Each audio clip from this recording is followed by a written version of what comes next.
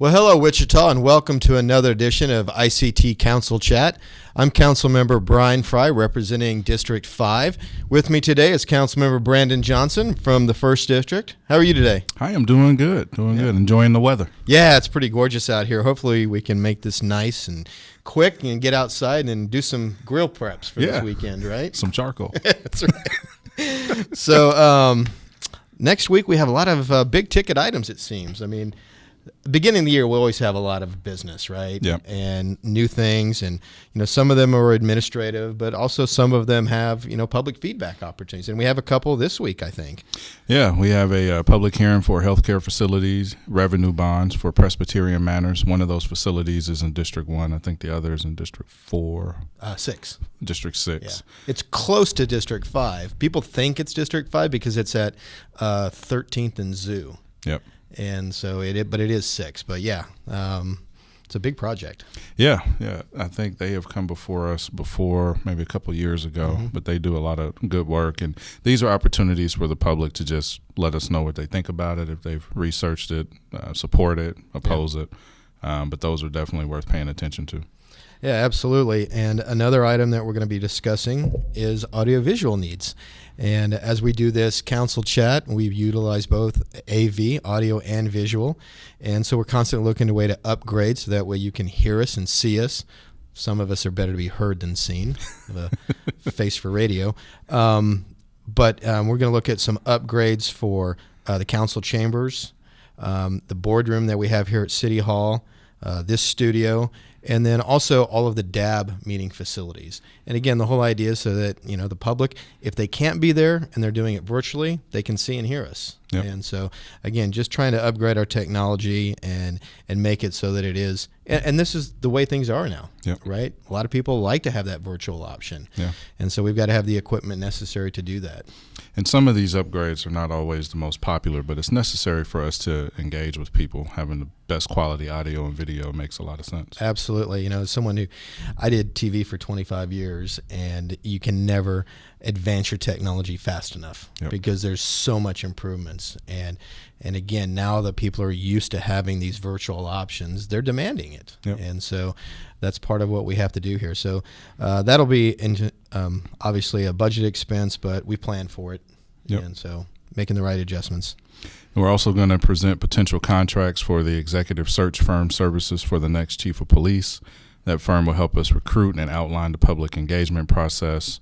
As many of you know, Chief Ramsey's last day was March 1st, and definitely thank him for his time here in Wichita and all the work he did from before he was hired, reaching out to community and stakeholder groups, to the forum at Century 2, to the reforms he made. And I think 2020 was a real highlight of the work he had been doing. Our police department did a really good job in 2020 dealing with public unrest, folks out exercising their First Amendment right. But, police was really working to close off traffic at a distance, not fully engage, and allow people to say and do what they needed. So, again, a lot of that I attribute to Chief Ramsey. Appreciate his service for what he's done and wish him well when he goes back. Yeah, and part of this hiring this executive search firm to help us with this is what we did last time. Yep. With the Gordon Ramsay hiring, we reached out and hired a contracted with the firm to do this. We're doing that again. This is all being publicly transparent so that the public knows what we're doing and why we're doing it this way. I think you served on the selection committee that's making this recommendation along with Vice Mayor Tuttle. Yep. And so this is an important part of it. We do have our own HR department, but something of this magnitude, and finding a police chief for a city our size, you have to have that expertise. Yeah. You have to go outside and find a company that can help you do the vetting, do the background search, make sure that we're getting someone who's hopefully going to serve us as well or better than Chief Ramsey did. Yep. So I agree. And there's a lot of work to even get to this point. Just, again, in the spirit of transparency, the vice mayor and I and many on our team reviewed, I want to say 10 applications to try to narrow it down to what the council would ultimately decide on. Each one had their strengths. Each one proposed various forms of community engagement and had various levels of expertise around police chiefs. Most of us, all of us on the selection committee actually liked what's going to come before council. But again, the public, you all have opportunity to see that and weigh in and let us know what you think on that as well. Yeah, and this is probably the most publicly transparent hire that we will make as a council, as a city manager and so forth. And that's why we have to go to all this process, because so many people have an interest in it. Yep. And making sure that we're being as forward-facing as possible and doing everything that we can to make sure we're getting the best hire.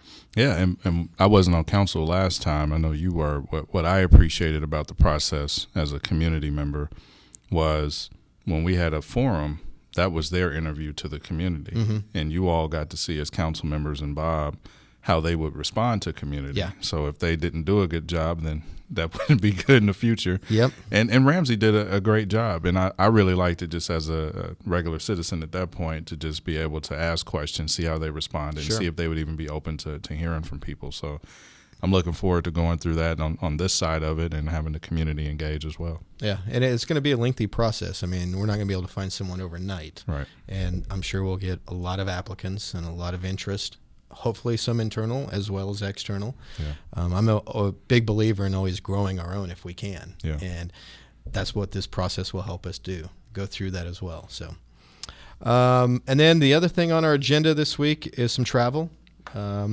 Several of us on the council will be going later this month to D.C., and this is part of a National League of Cities conference, and as well as visits on the Hill with our federally representatives between Congressman Estes and Senators Moran and Marshall. We didn't get to go last year because of COVID, but this year it's back on, Yep. and I think nearly all of us are going. Yep. Six of us. Yeah, and then we also, when we do these, we also visit with agencies. Yep. We have met with U.S. Department of Transportation, HUD, Amtrak, EPA, and it's been really successful for us. Department of the Interior. Yep.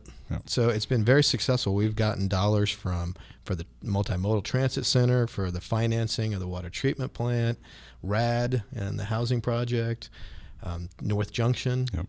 These are all very important visits when we do it. So I'm looking forward to it. Like I said, we didn't get to go last year, but hopefully this will be as fruitful as it has been in the past. We have a fantastic federal lobbyist, Jim Davenport, that does really good work for us. So I was going to say, I think I'm spoiled. I mean, we come in and pretty much everything we've been trying to work and request has been happening. And then I hear from other folks in NLC how sometimes it's a struggle. Let's not give them our secrets. That's our secret sauce. It is. Yeah. We'll keep that one quiet.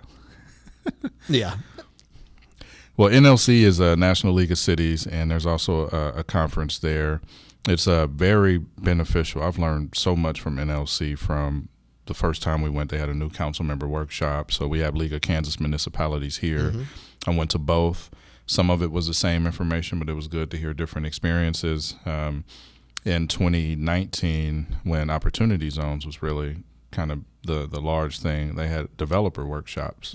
So it allowed me to see what developers are thinking and how they're thinking and how our planning staff thinks as well. So it's always a whole lot of opportunities for us as council members to learn and be better leaders and better collaborators, and reach out to other folks around the country who might have similar challenges or have been successful to learn from them. So always enjoy that experience. Looking forward to it. It's kind of like going back to school a little bit, but yeah, one of the workshops I'm interested in is the changing face of retail and how developers are looking at that and how it's adjusted because of COVID, and from more drive-throughs and more delivery options and maybe not as much square footage, and how that impacts tax rolls and so forth. So the changing face of retail is one of the workshops that I've signed up for. So looking forward to it.